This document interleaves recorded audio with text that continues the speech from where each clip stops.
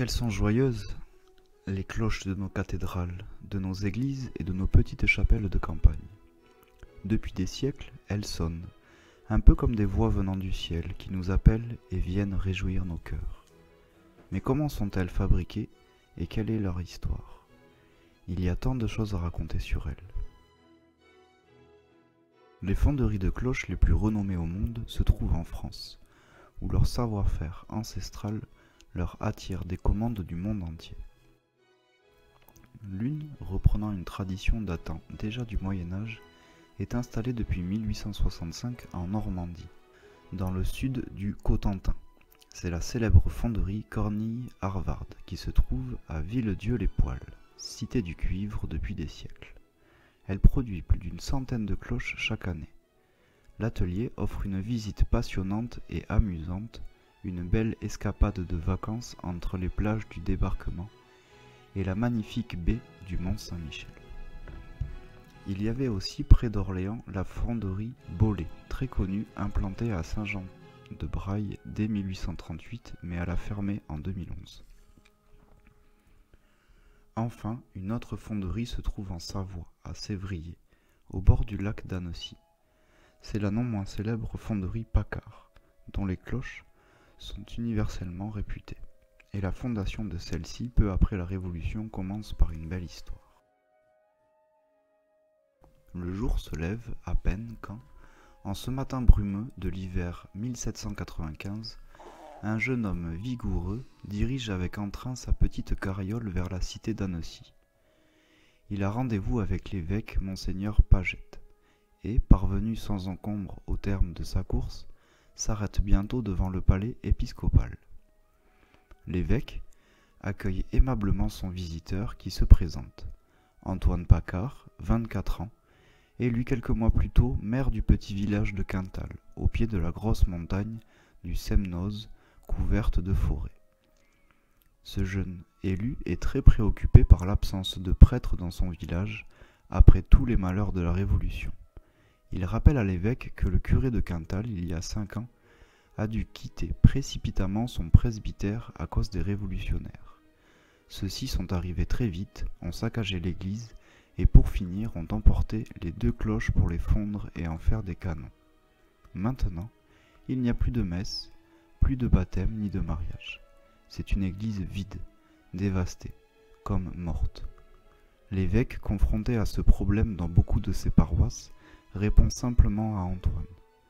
Vous aurez un prêtre quand vous aurez à nouveau une cloche dans votre clocher.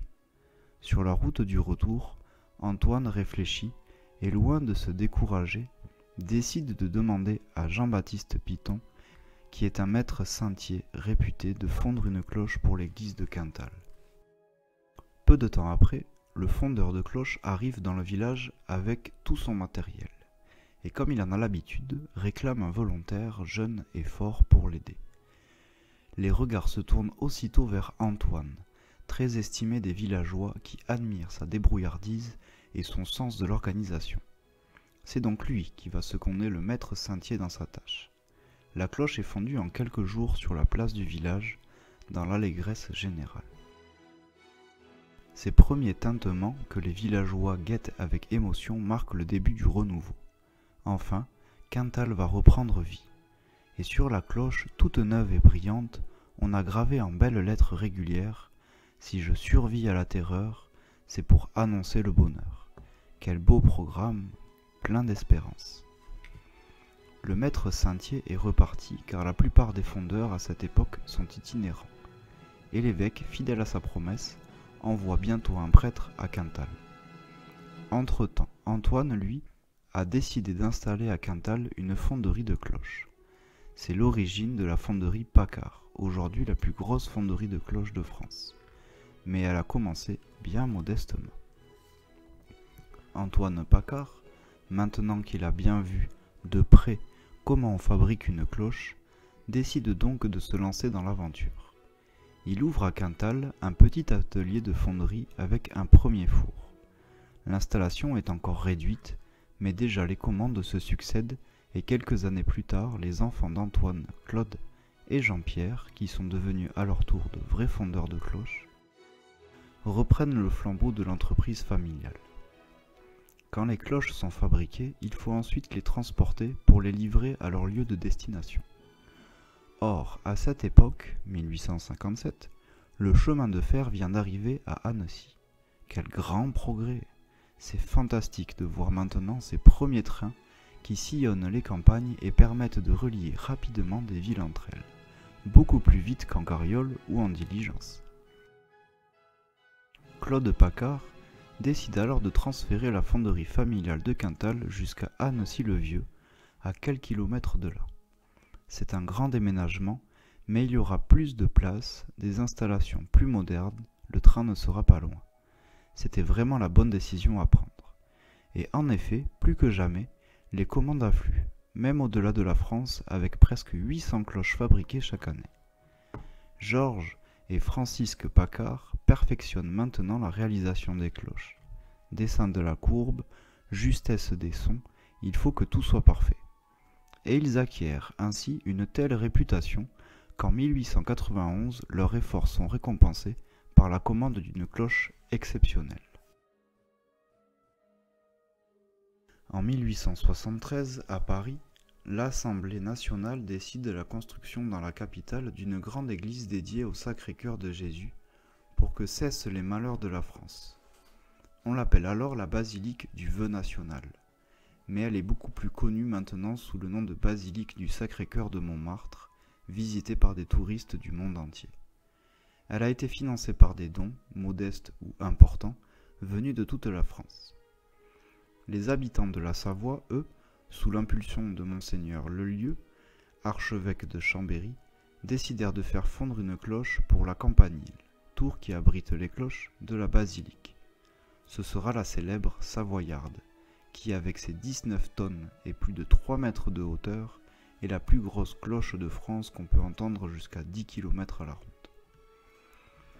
Elle a été coulée par la fonderie Paccard le 13 mai 1891, et son voyage vers Paris fut toute une aventure. Le socle qui la conduisit de l'atelier jusqu'à la gare d'Annecy était tiré par 3 chevaux précédés de 12 paires de bœufs qui symbolisaient les 12 cantons savoyards. Quel cortège! Une foule enthousiaste se pressait sur tout le trajet pour admirer ce départ solennel. Elle fut ensuite placée sur un wagon spécialement renforcé qui la mena jusqu'à Paris. Mais la partie la plus délicate du voyage ne commença que quelques jours plus tard. L'énorme cloche fut hissée sur un traîneau construit sur mesure, tiré par 28 chevaux. Sa montée vers la colline de Montmartre sur le pavé glissant, alors qu'il faisait encore nuit, fut un grand événement parisien comme en témoignent tous les journaux de l'époque.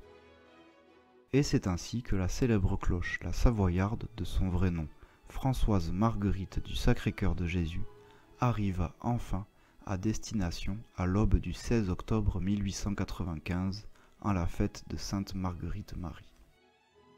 La coulée d'une cloche est un événement unique, magnifique et toujours très émouvant, qui ne dure que quelques minutes, un peu comme une naissance. Mais c'est le résultat d'un long et minutieux travail de préparation qui nécessite un grand savoir-faire et n'a beaucoup changé depuis le Moyen-Âge. Le moule d'une cloche se compose de 3 parties bien distinctes qui se superposent. Elles sont réalisées dans une terre très spéciale, soigneusement préparée, qui pourra résister à une haute température. C'est un mélange à base principale d'argile, mais aussi souvent de crottin de cheval et de poils de chèvre, à l'aide de la planche à trousser, ou gabarit, qui donne la forme choisie pour la cloche. On fabrique d'abord, avec des briques recouvertes d'argile, le noyau, qui représente tout le creux intérieur de la cloche. Ensuite, sur le noyau est placé ce qu'on appelle la fausse cloche, qui est un peu comme le brouillon de la vraie, qui plus tard sera coulé à l'emplacement de celle-ci. Même taille, même épaisseur, même décoration. Enfin, par-dessus, vient la chape qui forme comme une carapace autour de la fausse cloche. On fait alors chauffer l'ensemble du moule. Avec la chaleur, les lettres et les décors en relief de la fausse cloche vont laisser leur empreinte en creux à l'intérieur de la chape. Il ne reste plus alors qu'à soulever celle-ci et enlever la fausse cloche. La place est libre désormais pour couler la vraie cloche entre le noyau et la chape. On transporte les moules dans la fosse de coulée qui est juste devant le four, et là, en quelques instants, tout va se jouer. La composition du métal qui sert à fabriquer les cloches a peu changé depuis la création des premières cloches par les Chinois, il y a près de 4000 ans. Le métal traditionnellement utilisé est l'airain ou bronze. C'est un alliage de 78% de cuivre et de 22% d'étain, qui est très résistant et offre en même temps une certaine qualité musicale. Lorsque dans le four, cet alliage de métal est devenu liquide et qu'il atteint la température de 1200 degrés, la coulée peut commencer. Laissons la fonderie Paccard nous raconter. Une coulée de cloches, spectacle émouvant et que l'on n'oublie pas. Minute vraiment grandiose et presque magique, quand sur l'ordre du fondeur, les ouvriers donnent libre cours au métal en fusion qui sort en bouillonnant, coule en ruisseau de feu et se précipite avec des sifflements dans les moules qu'il remplit. Tout cela est très rapide, presque comme un éclair. En quelques minutes, tout est terminé. Mais c'est assez car l'air est surchauffé. L'atmosphère est devenue irrespirable.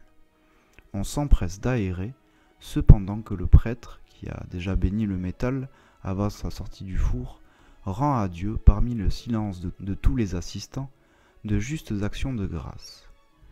Après la coulée, le moule met environ 5 heures à se solidifier, puis on le laisse refroidir pendant au moins une semaine.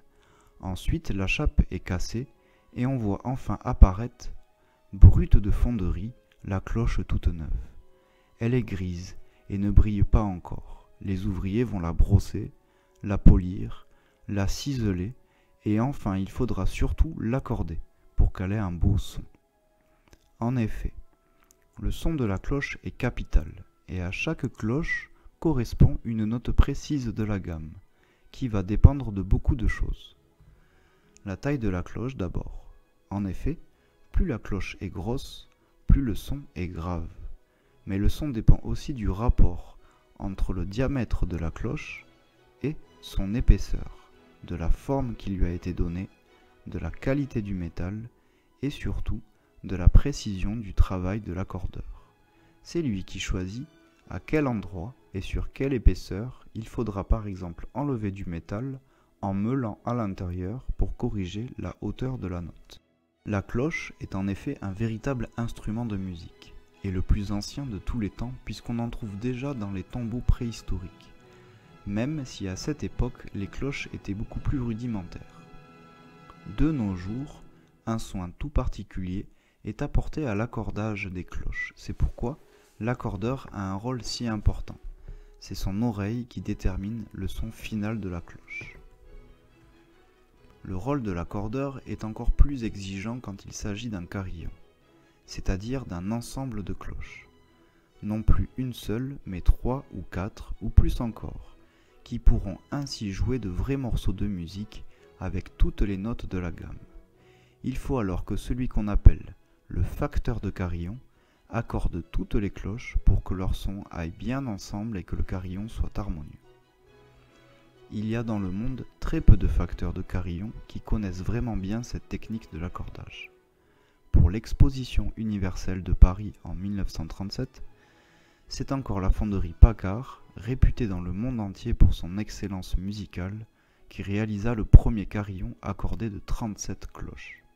Il a été placé ensuite à Chambéry, dans la tour Yolande de la Sainte-Chapelle du château des Ducs de Savoie. Grâce à la générosité des Savoyards, il est composé aujourd'hui de 70 cloches, pèse 42 tonnes et c'est le plus grand carillon d'Europe. C'est un vrai privilège de pouvoir l'entendre à 17h30 le premier et le troisième samedi de chaque mois et même tous les samedis en été. Le concert gratuit bien sûr dure 20 minutes, c'est un moment unique, absolument magnifique. Mais il y a aussi dans le monde bien d'autres très célèbres et splendides carillons, comme celui du Beffroi de Douai, celui de la cathédrale Saint-Bénigne de Dijon, de la basilique de Lisieux et même aux États-Unis, celui de l'université de Berkeley en Californie avec ses 68 cloches. Quand une cloche est destinée à une église, On a l'habitude de la consacrer par une cérémonie appelée bénédiction de la cloche. C'est une tradition qui remonte à plus de 1000 ans. Cette cérémonie ressemble beaucoup à un baptême car c'est ce jour-là que la cloche reçoit son nom. De plus, elle a un parrain et une marraine. Et enfin, elle est comme enveloppée d'une sorte de vêtement blanc. En général, on a suspendu à une grosse barre de bois, là où les cloches, dont le bord se trouve ainsi à environ 1 mètre du sol, afin qu'il soit facile de circuler autour. Après la lecture de l'Évangile et les beaux chants des psaumes, la cloche est aspergée d'eau bénite. L'évêque fait une onction avec le Saint-Crème, demandant à Dieu que les sons de la cloche invitent les fidèles à la conquête du ciel, que sa mélodie fasse croître la foi des peuples qui l'entendent, qu'elle tempère la violence des vents et des orages. Puis, il place l'encensoir sous la cloche qui s'emplit de la fumée parfumée de l'encens. Enfin, moment émouvant, il fait sonner la cloche pour la première fois et invite le parrain et la marraine, et aussi le fondeur, à faire de même. La cloche pourra alors être installée dans le clocher quelques jours plus tard, mais son acte de bénédiction, lui, est enregistré aussitôt et sur le même registre paroissial que les actes de baptême. En plus de la savoyarde, dont nous avons déjà vu l'histoire, il existe de nombreuses cloches vraiment remarquables. Dans la tour de droite de la cathédrale Notre-Dame de Paris se trouve la deuxième plus grosse cloche de France. C'est le célèbre bourdon, Emmanuel, qui pèse plus de 13 tonnes. Malgré son poids si important, il ne produit pas un son très grave puisqu'il donne la note Fa dièse, la plus répandue parmi les sonneries des cathédrales de France. On raconte que lorsque le métal fut fondu en 1685, beaucoup de grandes dames ont voulu y participer à leur manière en offrant leurs bijoux d'or et d'argent. C'est pourquoi il a un son si merveilleux, mais il ne sonne que dans les grandes occasions. À Lisieux, le campanile de la basilique Sainte-Thérèse abrite une cloche nommée bien sûr Thérèse, de près de 9 tonnes, et la cathédrale de Rouen une magnifique cloche de plus de 9 tonnes appelée Jeanne d'Arc. Dans beaucoup de cathédrales de France, il y a de très belles cloches, dont certaines ont des noms amusants, comme le Gros Léon, dans la basilique Notre-Dame de Bon Secours près de Rouen, le Gros Guillaume dans la cathédrale de Bourges, ou encore dans la cathédrale de Saint-Malo, la Noguette, qui sonne chaque soir à 22 h pour souhaiter à tous une bonne nuit. Dans le beffroi de Douai, le plus joli beffroi que j'ai vu, disait Victor Hugo, il y a un extraordinaire carillon de 62 cloches s'étendant sur 5 octaves. Parmi elles, Joyeuse, la Disney et la Nouvelle Victoire s'en donnent à cœur joie en sonnant une belle mélodie à chaque quart d'heure. Toujours en France, il y a aussi la célèbre cloche de la Mute à Metz, 8 tonnes. Dans une ville souvent menacée d'invasion ennemie, elle servait à prévenir, à ameuter la population. Celle qu'on surnomme la cloche de l'an 2000, c'est la World Peace Bell à Newport, Kentucky, États-Unis, installée dans une tour spéciale pour y sonner solennellement le passage des 12 coups de minuit au 31 décembre 1999. C'est la plus grosse cloche coulée en France. Plus de 30 tonnes d'airain ont été nécessaires pour remplir le gigantesque moule de 3,65 m de diamètre. Cet événement unique eut lieu en 5 minutes et 57 secondes à la fonderie Paccard. Avant son départ pour l'Amérique, les curieux étaient très nombreux à venir l'admirer lors de son embarquement dans le port de Nantes. C'est dans la même fonderie qu'avait eu lieu en 1986 la réalisation des cloches de la cathédrale de Markham au Canada, la plus grosse sonnerie du monde en volée. Toujours de l'autre côté de l'Atlantique, à Philadelphie, États-Unis, se trouve aussi la célèbre Liberty Bell, la cloche de la liberté, fondue en 1752 pour célébrer l'indépendance américaine. Il y a encore, en Chine cette fois, la cloche du temple de Bouddha à Suzhou, 109 tonnes. Mais ce n'est pas une cloche qui sonne en volée, elle est immobile et c'est un gros marteau de bois qui sonne les 108 coups traditionnels à chaque nouvelle année. Et il faut parler aussi bien sûr de la plus grosse cloche du monde. Elle est en Russie, c'est la Tsar Kolokov. 200 tonnes, 6 mètres de diamètre, mais hélas, elle n'a jamais fonctionné. En Angleterre, enfin, qui ne connaît Big Ben, la célèbre cloche qui se trouve dans la tour horloge du palais de Westminster à Londres et qui est devenue le symbole de la ville. Elle pèse plus de 13 tonnes. Et puis, pour finir, n'oublions pas non plus, même si elles ne sont pas aussi énormes que les précédentes, les cloches de la basilique Saint-Pierre de Rome que tout le monde peut voir depuis la place Saint-Pierre, car elles sont logées dans la façade. Quel grand événement quand elles s'ébranlent et se mettent à sonner à toute volée, presque aussitôt après l'apparition de la traditionnelle fumée blanche sortant de la petite cheminée de la chapelle Sixtine. Elle annonce alors au monde entier, et d'abord à la foule pleine d'allégresse qui attend sur la place Saint-Pierre, qu'un nouveau pape vient d'être élu, qui va bientôt apparaître sur le balcon de la basilique. Les cloches des carillons, comme toutes celles qui sont fixes, tintent. C'est un marteau extérieur, souvent relié à un clavier, qui provoque le tintement, en frappant d'un seul côté sur la partie inférieure de la cloche. Les carillons étaient courants en Europe dès le Moyen Âge. Les cloches des monastères, comme les cloches de marine ou les cloches de maison ou d'école, tintent aussi, généralement en balançant le battant avec une corde, ou plus simplement en agitant la cloche si elle est petite. Les cloches des cathédrales et souvent aussi les cloches d'église sonnent, elles, en volée, et même quelquefois à toute volée. Elles sont alors mises en branle par une chaîne ou un moteur qui entraîne l'axe sur lequel est fixée la cloche et qui provoque le balancement progressif et de plus en plus rapide de la cloche avec son battant. Il faut évidemment que la maçonnerie de l'édifice soit solide.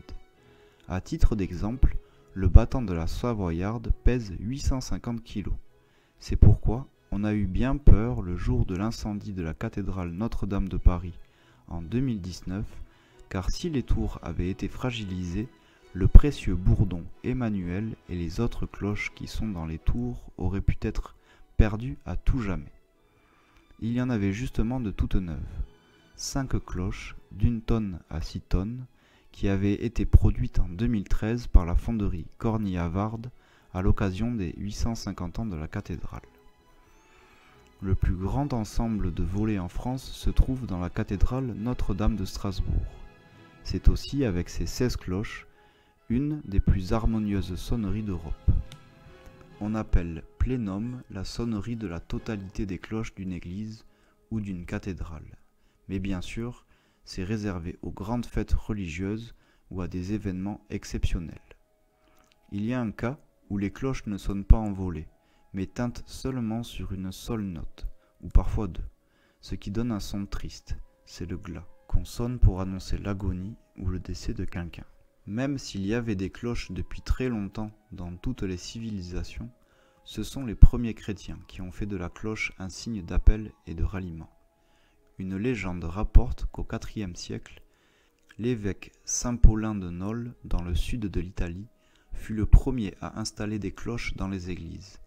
Ce qui est certain, c'est que c'est cette région de l'Italie, la Campanie, autour de Naples, qui a donné son nom aux cloches, campana, et à tout ce qui s'y rapporte, comme par exemple les campaniles, sortes de tours où sont placées les cloches quand ce n'est pas possible de les mettre dans l'église.